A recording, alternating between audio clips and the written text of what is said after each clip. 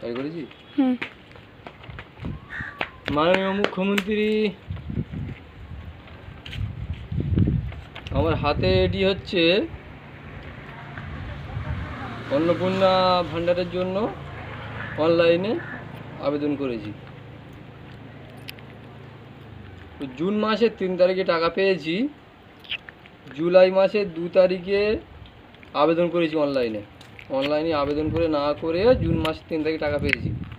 তারপরে যখন অনলাইনে আবেদন করলাম জুলাই মাসের 2 তারিখে, জুলাই মাসের টাকাটাও পেলাম না, আগস্ট মাসের টাকাটাও পেলাম না।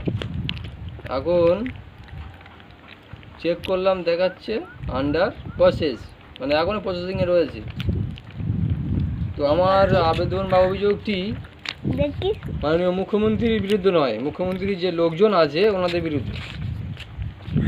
তো সাধারণ মানুষ, মধ্যবিত্ত ঘরের পরিবারের সন্তান আমরা, তো আমরা অন্নপূর্ণা ভাণ্ডারের যোগ্য, কেন টাকাটা আমরা পাচ্ছি না?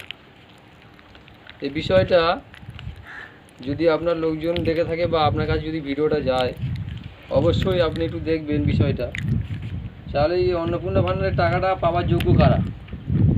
আমাদের মতো ব্যক্তি যদি না পায়, পাবে কারা? বন্ধ করে।